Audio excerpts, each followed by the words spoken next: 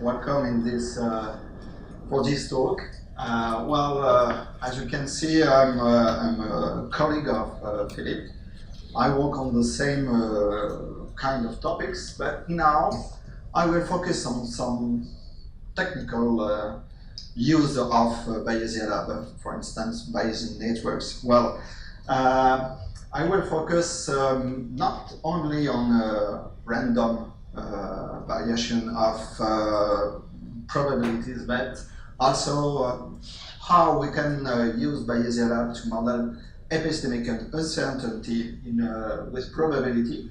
Of course, as you can see, we applied this on reliability analysis of system or dependability. Well, my presentation will follow these outlines. First, I will just draw some definition of the problems we are studying. And I will explain how I deal with forms and sources of uncertainties. And I will use some new, perhaps for you, new theoretical frameworks for modeling. And while I will explain you how I can encode these frameworks of uncertainty modeling inside a Bayesian network. I will draw some very few applications of this because I have a very short time for talking about this. Well, let me introduce some definition. Well, mainly in reliability analysis and dependability analysis, we are working with some binary system.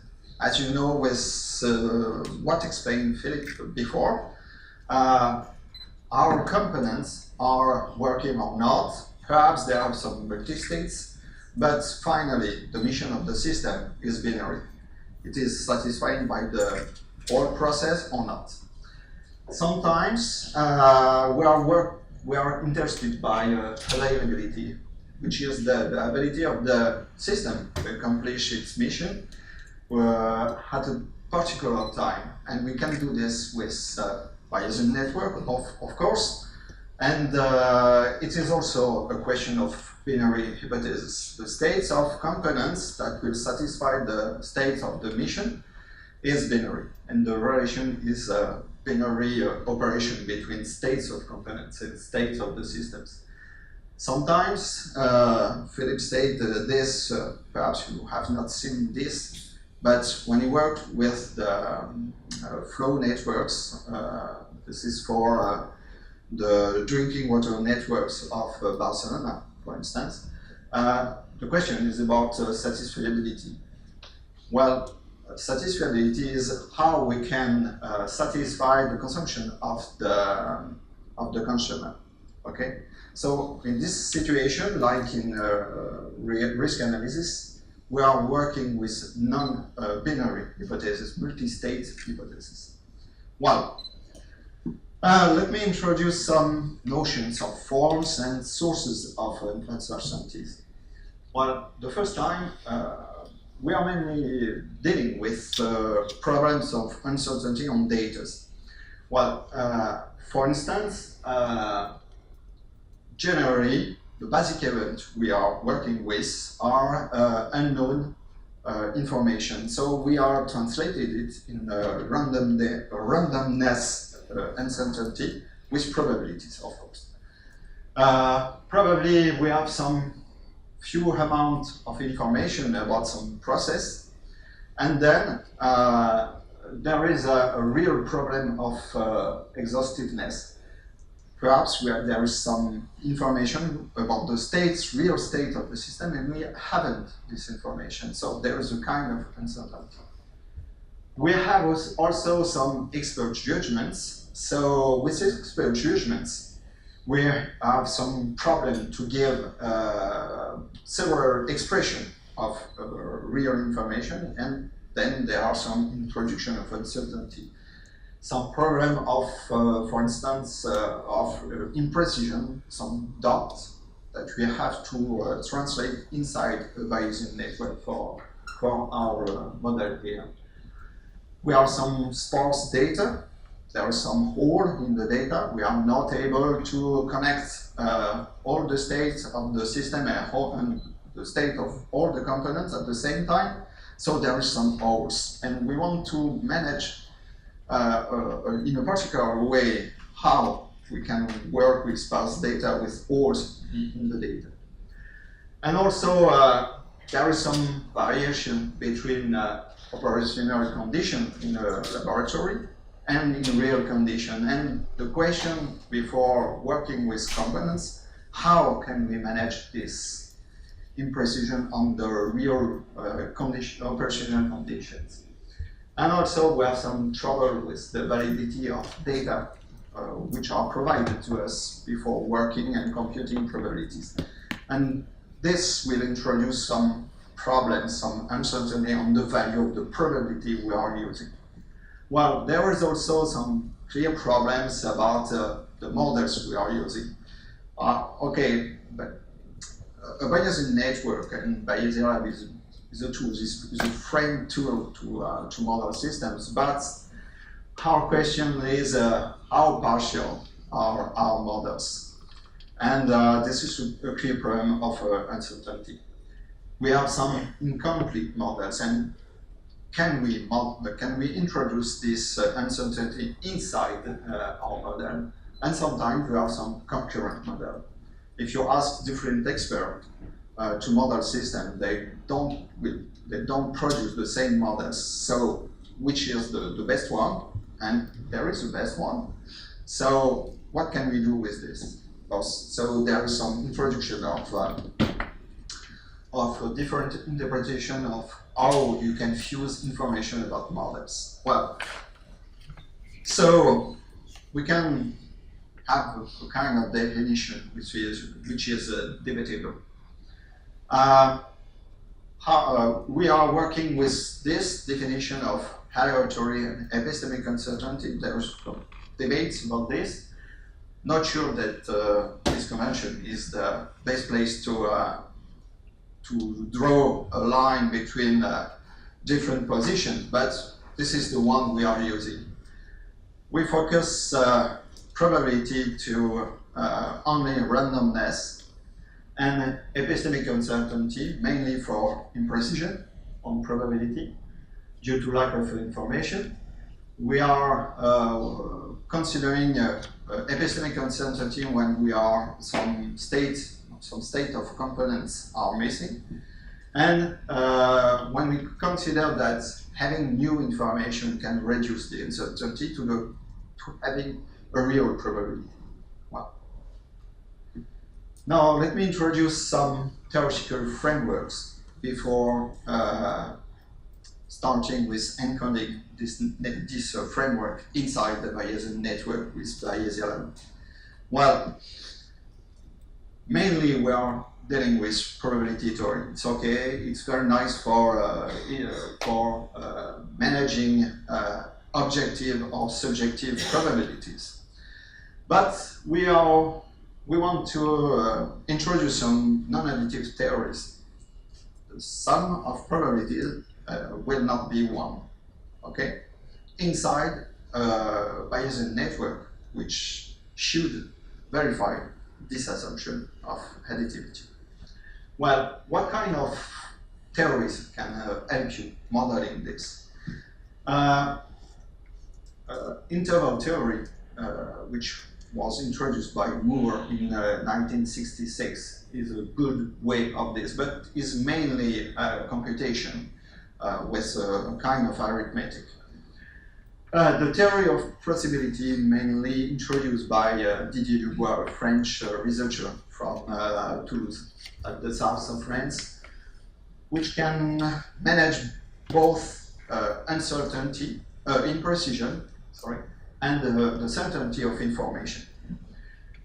We have also some theory about evidence theory, or Dexter-Sheffer theory. I will introduce this.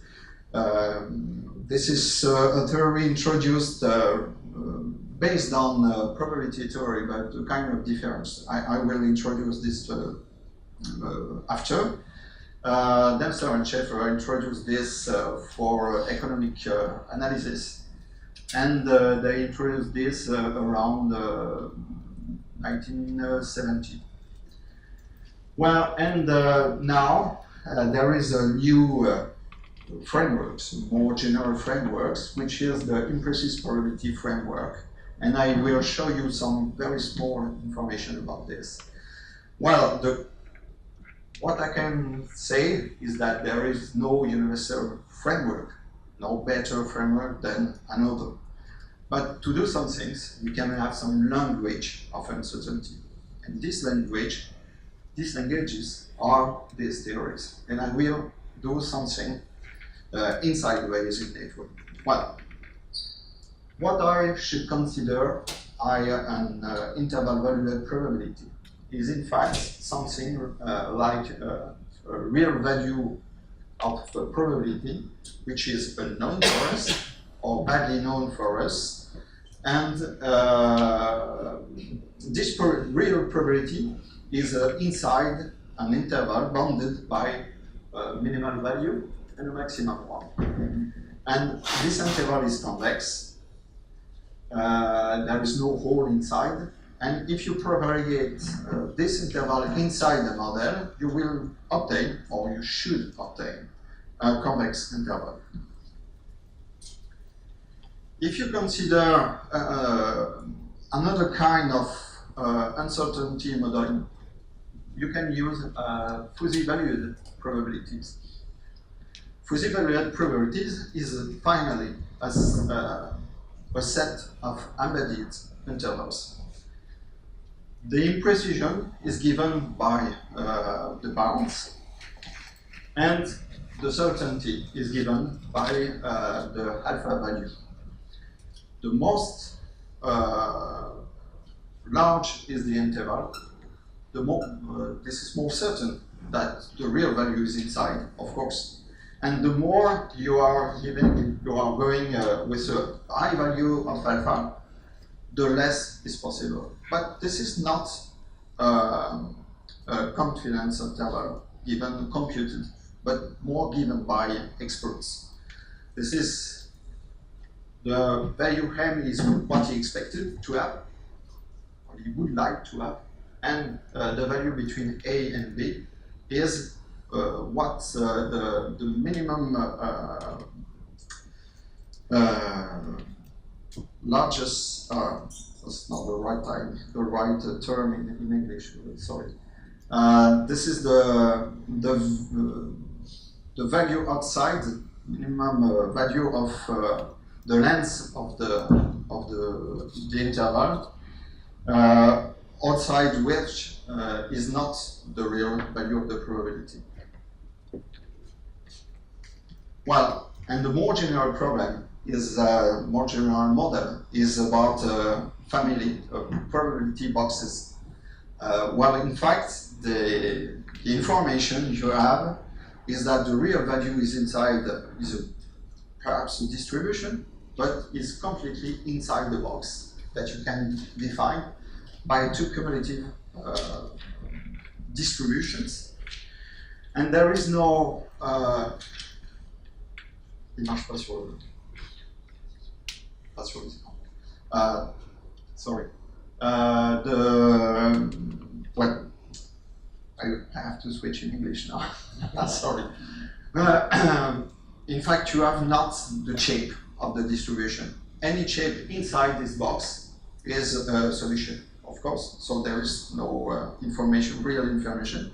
The shape of the distribution or the value of the distribution, the probability, is not known. Okay, so in fact, this is something like a Gaussian distribution with two bounded value of the mean and the standard deviation. And this one is, for instance, uniform distribution bounded by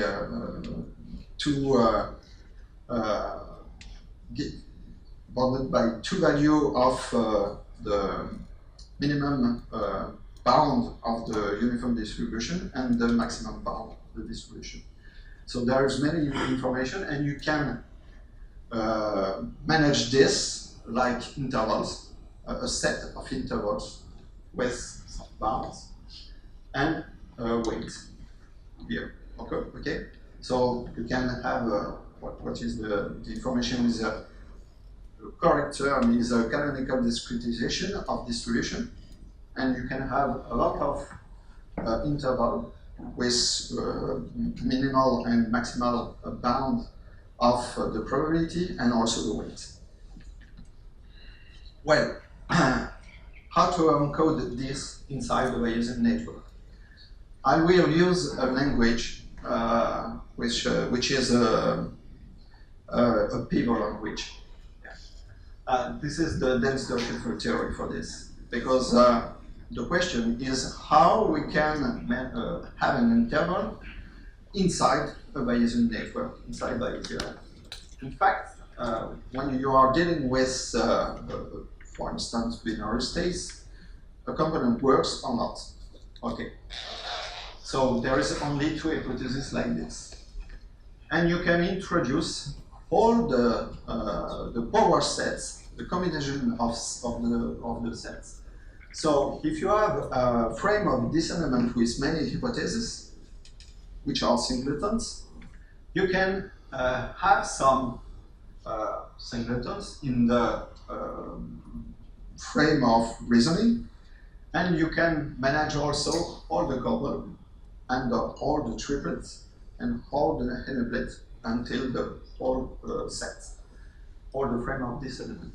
So, in fact, we are starting with, for instance, in reliability analysis, we are starting with two states. We finally have 3 or 4 states. If you are 4 states, if we are considering anti-sets, and then we can, as with probability, we are basic probability assignments. We affect some value, some quantity of probability to the, in probability this is over omega, and in dense Dirichlet theory this is about 2 square omega. Okay, and usually we are considering that the empty sets have zero weight because all the states are known at the beginning. Right. And this is why we are using something that is which you can understand as the additive axioms, which is the sum of mass. This is not really a probability, it's considered as a mass, because this mass is affected to all the sets, the combination of sets, and not on all the singletons. So, in fact, on this kind of frame of this element, you can have a sum of all the mass equal to 1. But if you compute really the probability, you will have some information that can go over 1 or under 1. This is the goal of the two measures obtained here. The belief measure is in fact the sum of the amount of information that induce A. And the plausibility measure is all the amount of information that don't contrary AI. By computing this, you obtain 2 bounds, and the real value of the probability is inside these 2 bounds, necessary.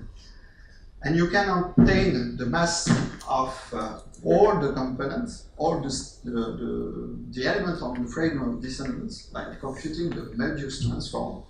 That starts with, for instance, all the belief you can have on all states of a component or a system. Okay. Well, what I can say, you can consider that belief is the value, the minimum value you are sure about the occurrence of a state. Well, to encode this in a Bayesian network, it's So you have just to ensure that the sum of mass is 1. You have also to all nodes, you have to put all the subparts of the frame of this element. You can have the bounds of probability on all states, and then you can compute by the Möbius transform the mass you have to affect to all the subparts of the frame of this element.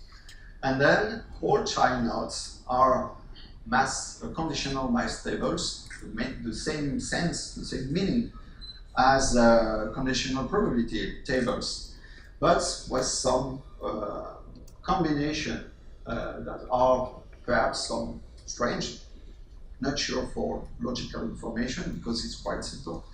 And you can compute then with the inference, the junction tree and the Bayesian, the classical Bayesian inference, like you can find in BayesiaLab. Well, this is the case of binary states. We are considering that a component is up or down, and we introduce the epistemic states, which is the system is up or down, because it cannot be up and down, it is up or exclusively down, but you don't know the state. And in fact, what happens if you have the probability that the component is up with 2 bounds, the minimum value is affected to the probability that the system is up. The 1 minus the maximum value of the probability that the system or the component is up is clearly the probability that the system is down. And then the difference between the 2 bounds is affected that I don't know. Okay? So we can then produce the conditional mass tables by, in reliability, we are working with simple systems, as you understand. And we mainly manage, for instance, some classical gates, like 2 components should work together to satisfy the mission, or one or the other, and sometimes some more complex combinations, like k out of n components should work to induce the work of the system. So we have to produce this logical gates with the Cartesian product of all the states of all the components implied in the gate. Okay, so it's quite not very difficult, but a bit long to produce this. But in fact, you can have some classical models, and you can use BayesiaLab or bricks to produce this in series. Okay, and then we need to compute the measure, and this is just done with 2 classical gates that can be instantiated in BayesiaLab, and you can compute the bounds of the probability. Well, this is something like this, just for 2 components. 2 components are working up or down, and there is a quantity of probability that I don't know.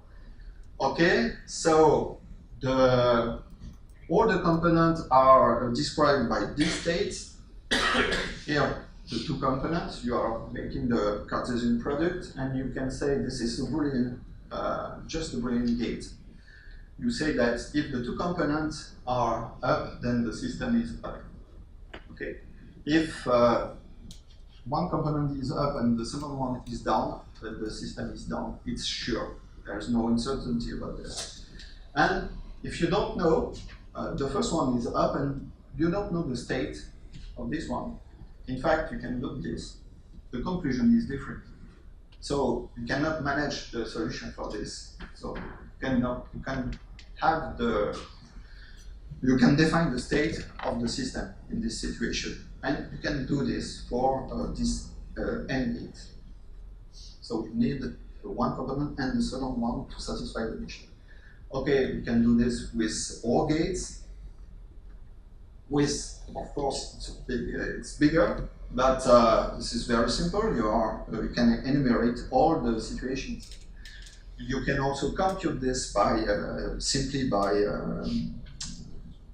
iterations with the computer, and you produce all these tables. This is 2 out of 3 gate for this one. Well, you can have some clearly some computation of the measurements, the belief measure and the plausibility measure. This is a very simple conditional probability table inside BayesiaLab with the plausibility one. Okay, so it is plausible that the system is up if you know that the system is up, and also if it is in up-down state. Because you can have some amount of mass that in this state, so it is plausible that all this mass goes to the up state. Thank you. So I draw some very shortly some explanations, some applications. Well, you can we have some very small components. I use here probably the most simple, the simplest system that is in complex. Well, in the reliability sense, there is no possible factorization inside the Boolean equations. So we can draw, following what Philippe explains, you can draw all the success paths, all the cuts, the functional path. You can say many things, and you will obtain exactly the same, of course. So we mainly in reliability analysis and reliability block diagram, we are working with success paths.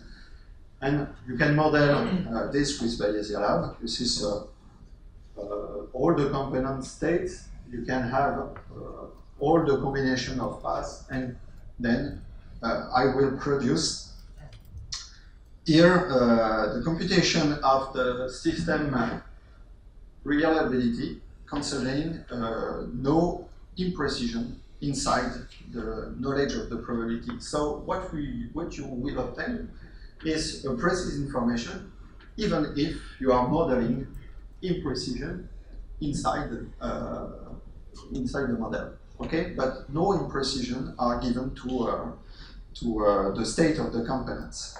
So you obtain the real value, the exact value, and you can compute it with an analytic form.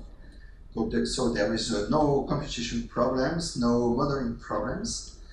But if you introduce some imprecision of some components, well, in fact, the belief measure is less than the real value you computed before, and the plausibility measure is the maximum bound and is over the real value.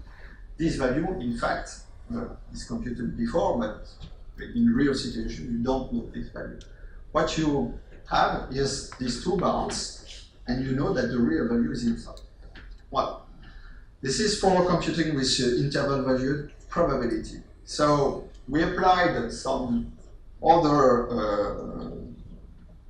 this approach to other systems. For instance, here, and this is higher pressure integrity safety systems, and we have to prove this performance to put in a safe state system that this safety system is monitoring. And what is very difficult in this kind of problems, of real problems, is that the common cause failure is really unknown. There is no data about this, or very few data about this. And if we ask experts about the value of the common cause failure, they are mainly using a maximum bound to be conservative. to give a very very strong value of the reliability, very low value of the reliability of the system, to ensure that the real value situation is better. So this will introduce many costs. And what we expect by this is that the mean value is what expected the expert about the common cause failure, and he also give the minimal and maximal bounds about the real value of the common cause failure. This is the common cause failure rate. Well, this is like a fuzzy number, a fuzzy probability value of the common cause failure, and you can compute with BayesiaLab and with this particular encoding in BayesiaLab. In fact, you have the reliability block diagram of this problem, and if you want, you can find this in the standards. You have the 4 tree models. Well, there's no problem. You can translate it directly following what explained Philippe before, and you obtain a BayesiaLab model of these 2 modeling tools. And then, by following this algorithm, you will find the real value of the fuzzy value of the probability of failure of this safety instrumented system. Okay, by following this, and you obtain a fuzzy number. This is the fuzzy probability that the system will fail when you ask him to work.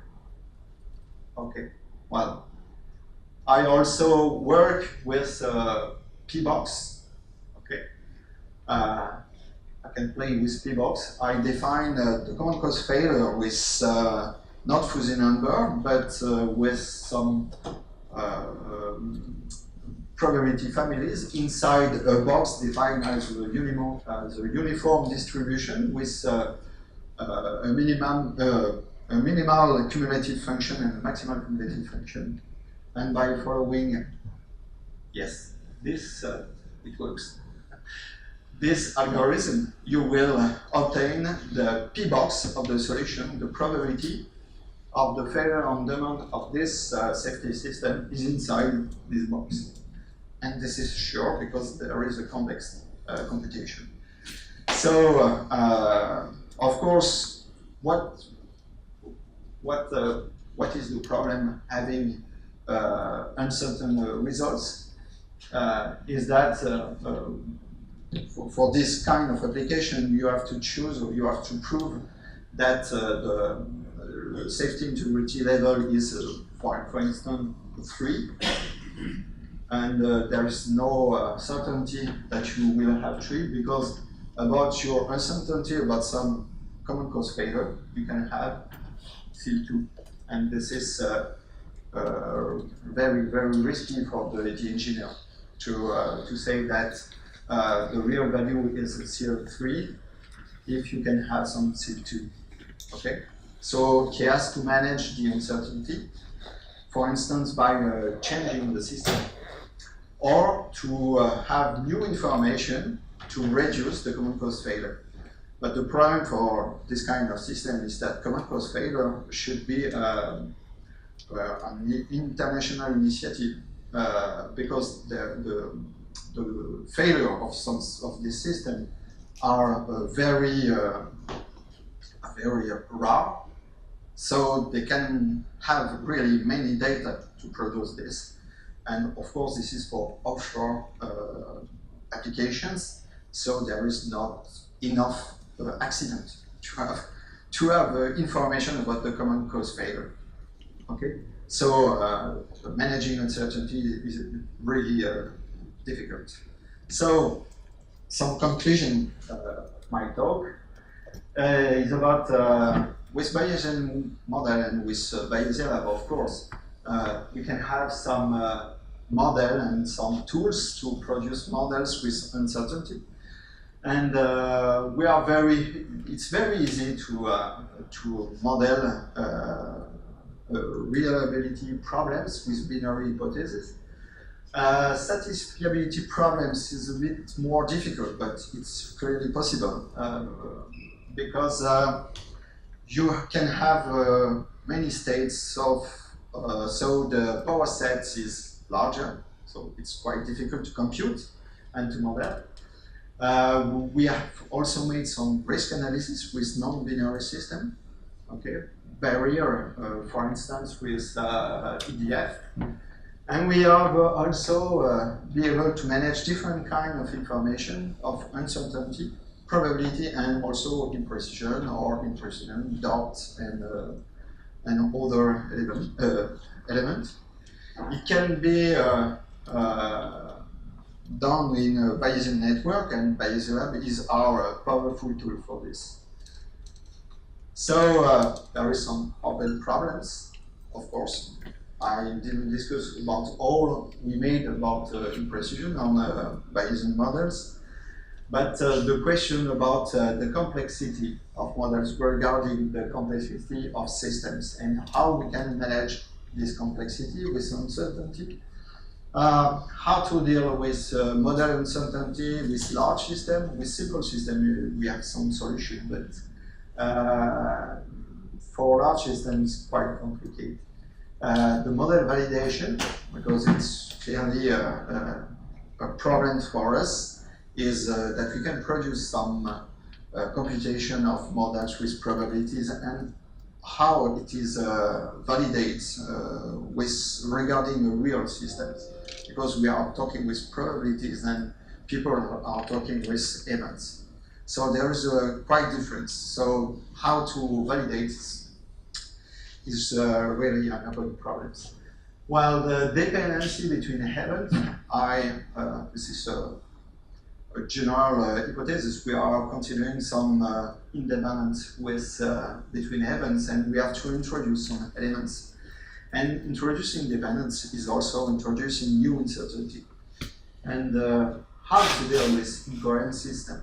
Imagine a system, what is clear about a system generates coherence.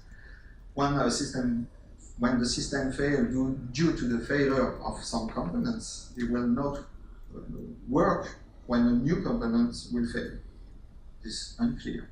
So how to deal with this? Because probably the function is non-monotone, and there's some difficulty to work and to model this. So we have to work on this. Well, we are trying to model some human behavior, our big challenge. And it's quite difficult to introduce. We try to do this with uncertainty, of course, because the human behavior is not like a system, and it's not straight like a system, so it's quite difficult. And also we have to integrate how to integrate new information. We will reduce uncertainty, imprecision, so we have to integrate new information to reduce the imprecision of probabilities. How to do this? So there is many things to do now with these frameworks of modeling about uncertainty. So thank you for your attention. And if you are not too don't want to have it all this information about what I talked here, we want to produce a book. It's inside my computer, but not in the computer of the editor. But I hope you will receive this soon, and we will publish this in 2018. Yes, thank you for your attention. In English.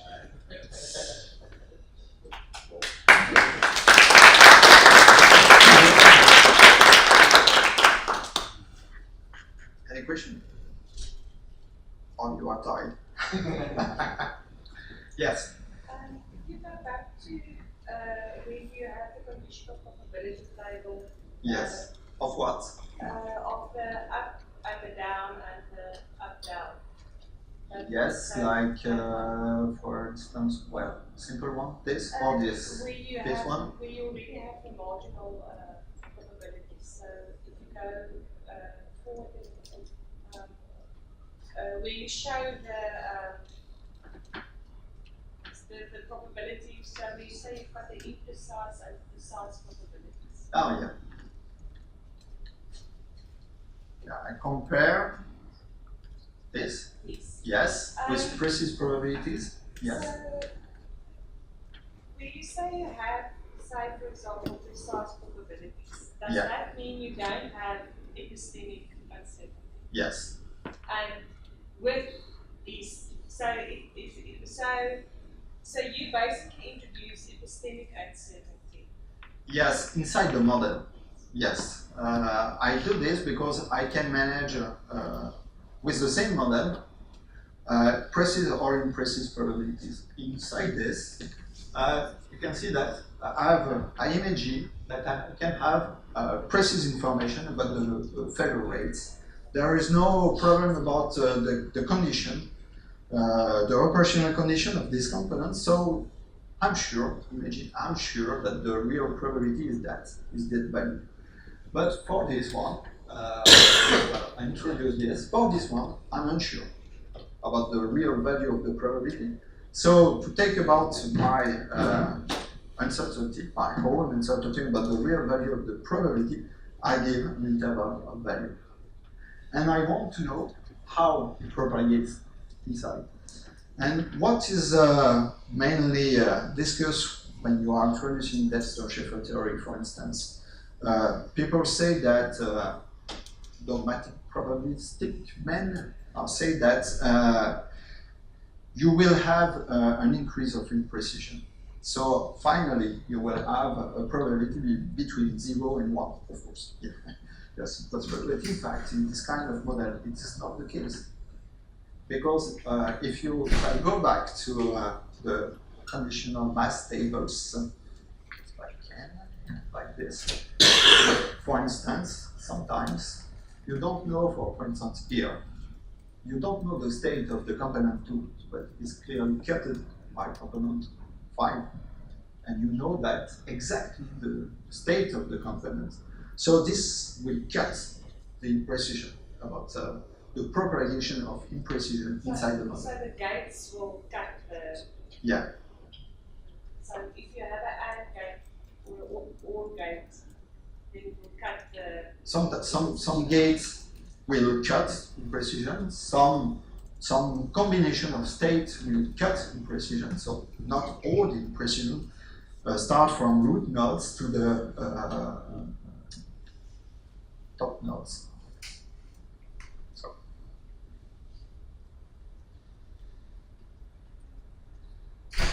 And you can do the same, for instance, diagnosis. No, I don't show this, but for instance, with this system, we can, for maintenance operations, you can say that the system is down, for instance. And even if you have some imprecision inside the state of the component, you can have a diagnosis approach, and you can have some components that you are sure they are in state down, for instance, and you can, or clearly with no imprecision, and other you are unsure about that, you can launch some inspections to know if they are or not. And by introducing new evidences, you can reduce imprecision about your knowledge about the state of some components in the system, even if you have some imprecision inside. Also, according to some scenarios, you will cut or not imprecision.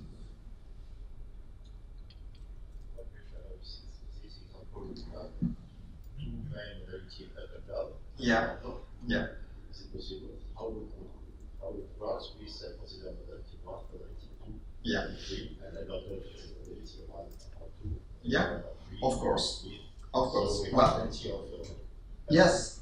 This is what is discussed. If you have non-linear systems, the frame of this element have different hypotheses, and you will have to work with all combination of all hypotheses. Okay, but with some complications, some combination of hypotheses will not be used. because there is no probably no weight masses to put on this what we say focal elements. On this focal element, you have no probability, no mass to put on. So there is no interest to model this because 0 dot something will make 0. So there is no interest to do this. So it can reduce the problems. And after, you can say that, okay, perhaps we will have later some mass in this hypothesis, so they should be present. But the problem is now for the inference. So there is no computation. I'm unsure about what are clearly used by Bayesian, because this is imagine a copyright. But there is a different kind of inference algorithms, and some are more efficient in some situations, and they don't compute this. Perhaps they are not computing probabilities or mass for me if they are 0. Of course, there is no interest to do this. So the computation can be more efficient. Just a remark. Yes. When the system is set up, you are sure it is done. Yeah. And when it is set down, it means it could be done or it is a fast. Yeah, So of course. we have the results. Yes, yeah, of course. But not for the same reason. That's the reason. No. Here it's only due to precision. But we can manage with false alarm and missing detection and diagnosis. False alarm, it doesn't mean done or done. Yeah. Done, yes, it is false alarm. Yes. Because you are conservative. Right. Yeah, of course you are conservative. Yeah. This is a way to be sure that you have no risk about the decision. Yeah. Okay. Just a quick question. You could do this with simulation as well, right? Isn't that how it would be done today without using computation methods? Sorry. You would have a series of stochastic variables for the probability of mass. Yeah. You could just run some Monte Carlo simulation. Yeah, of course. Yeah. This is how it would typically be done today. Yeah, of course. But this is advantage of that there is no interest to do this, to make a Monte Carlo simulation. Yeah. Of course, yeah. If I want to prove that the result is convex and is exact, I can write the analytic formulation and I compute the bounds. Well, if I don't want to, with complex system, I don't want to write this analytic formulation, so I use simulation, the Monte Carlo simulation. What's the problem of this? If the system is a bit complex, I can say that all probabilities of components are falling inside the interval. So I consider that this probability is a uniform distribution between the bounds, and I make many simulations. But to obtain the bounds of the results, the simulation should go towards infinity, of course. So what we demonstrate, no, not demonstrate, what we show in some papers is that to obtain the real, or to go close the real value, is to compute a very large amount of simulation. For complex system is clearly quite possible.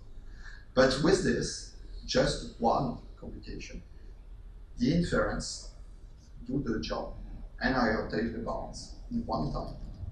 And the right bound, the correct value. So, no needs to obtain the Monte Carlo simulation. And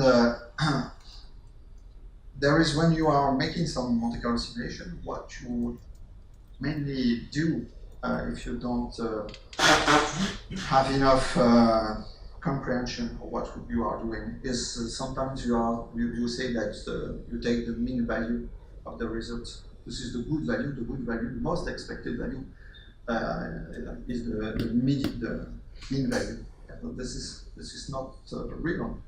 In fact, what you expected is the bounds, and having something like a Gaussian distribution is overzealous, you know, because in fact you have only bounds. And what you are simulating is that if I have many systems like this, and any system take scalar probabilities or precise probabilities inside the interval, then in fact all this system will work like this.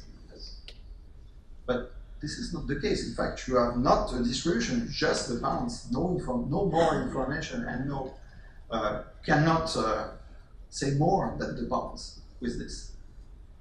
And it's like a sensitivity analysis, because with this, if you look at this, perhaps I go very fast about this. I have this value for the precise one, and I chose for explanation, I distribute the imprecision with minus the 30% I divided on the two states. So the result is, of course, on the two sides of the real value. So what I can obtain with this is, finally, I can go to the best case and the worst case of the results. And I can manage this by choosing the value of this epistemic uncertainty. If I imagine I can gain some probability about the value up, I'm not obliged to have well, epistemic uncertainty is equally, there is an equally repetition on the two states. I can have something asymmetric. And I can say that if I can have the worst case and I can gain something. It's like a sensitivity analysis.